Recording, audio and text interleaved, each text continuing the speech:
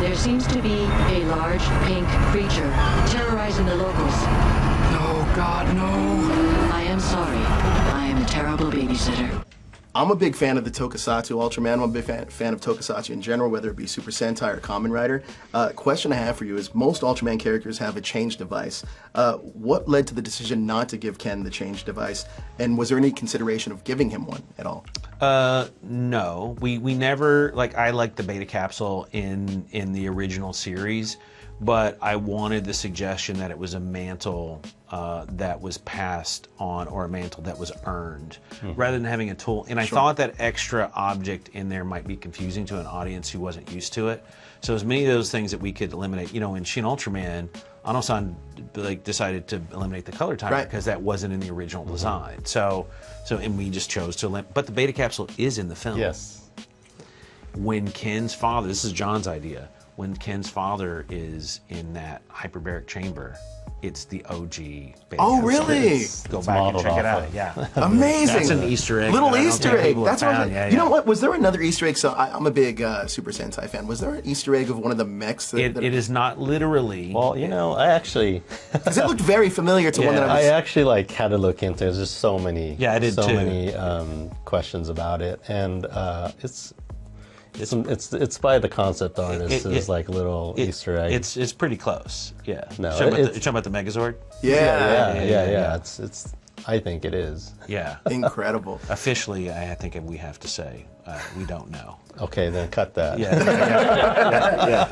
John, how did stepping in as a co-director for the role for the first time shape your perspective on storytelling and production for Ultraman Rising? Oh, it's an honor for one to be able to take on my childhood superhero, right, and to be asked to step up, to this role. I knew that we would have a great, directing partnership, but then being able to share my voice, and then to kind of work with our crew, especially with our Japanese and Asian descent crew members, to kind of show them that I'm also there to kind of support and to make sure that this is guided properly. Sure. And it was already easy sort of path with someone like Shannon that's gonna pay attention, because we have the Kubo experience as well. Yeah. So I knew it was in the good hands, but being able to experience every step of production was a great experience. Awesome. Yeah. Now, Shannon, can you talk about the influence of anime and manga like Akira and Evangelion, and your decision to pursue a unique animation style for the film? Yeah. So I grew up during the time when manga really hit in the 90s. So I'll never forget walking into a comic shop and seeing Frank Miller's poster for Lone Wolf and Cub. I reread Lone Wolf and Cub, all 27 volumes, 28 volumes every year. Do you really? Oh yeah, yeah, I love it. And so I was exposed to a lot of that stuff, Bubblegum Crisis, Akira, all those things. And so when we were developing it, I was like, man, I love the proportions of the Evas. I know Ano is he's like an Ultraman scholar. We saw a lecture that he did on Return of Ultraman. He knows the cinematographers, the writers, everybody. So we wanted to put that in there, but also getting some of those zipatone textures that you get in manga, that you get from Masafune Shiro and from Otomo into the art, and hide those textures in there, I thought would be really cool. So really just bringing that influence. I think Spider-Verse had a great nod to American comics, and this was us giving us a subtle nod to manga and anime in our film. It's incredible. John, how did your upbringing between U.S. and Japan inform your approach to the cultural nuance in Ken's journey? Quite significantly, actually. Yeah, I've definitely connected once we, knew that that's the direction we want to take with Ken as a Japanese American, having to come home to Japan and play for the Yomiuri Giants. So definitely shared all my personal experiences and challenges that I faced, and it was great that I get to kind of put some highlight to that sort of cultural identity crisis, right? And I think especially for a film that's supposed to be for the global audience. I think there's an entryway to connect with a character like Ken. Absolutely. Now, Shannon, in collaboration with Tsuburaya, the production, what measures were taken to honor the legacy of Ultraman franchise while incorporating fresh storytelling elements? So the first measure was, I'm a big Ultraman nerd, so there's that.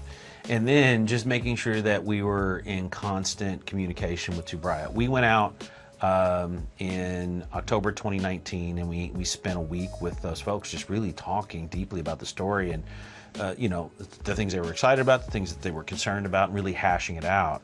And we had some big breakthroughs there, but then we made sure that we had a regular monthly call and a bi-monthly call, whether it was a smaller group, because, you know, they are the shepherds and the guardians of that character. Absolutely. And they have been so respectful and so open-minded with us, and I wanted to make sure that we returned that respect with them. So they were constantly part of the conversation. Now, something like Ultraman, first of all, I think Ultraman is brilliant. Ultraman Rising is brilliant. And as a big Tokusatsu fan, I would love to see more adaptations from Japanese culture into American animation. Things like Super Sentai, even like Power Rangers. Do you think that this opens the door to see more adaptations for Tokusatsu? I hope so. I would kill to do Kamen Rider. Dude, you and me, I would love to see Kamen Rider would be amazing. But you know what? I would also like to see vice versa. I love Japanese Spider-Man. Oh. And I wish they would get, I've actually talked with Phil about this a little bit, but I would love to see a Japanese produced. So it's like vice versa. Like, okay, we're going to do it. There's plenty of stuff that we bring over here and we adapt. I would love to see them turn that into a big budget show or a movie. It's a Marvel property. Yeah, I looked into it. Yeah. Now, can you both share how your long-standing friendship and collaboration kind of influenced the creative process and dynamic for Ultraman Rising? I think it's the creative trust in supporting and pushing the goals, and we kind of watch each other's back in a way, you know, and I've been, you know, longtime friend and collaborator, so like I kind of understand Shannon's taste.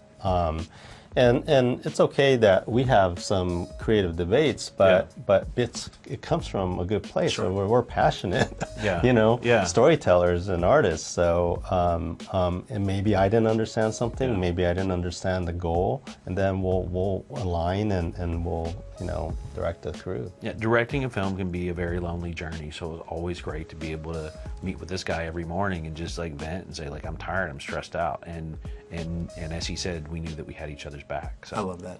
And I just want an Ultraman Rising too, and the film's absolutely incredible. So hopefully the sequel's coming, and I hope you guys get all the awards, because I love the film. Thank you so much. Incredible. It means Incredible job. Appreciate it. According to my readings, you have a second heartbeat? No, it's not my heartbeat, Mina. Oh, my God. Is that? Yep, it's the end of the world.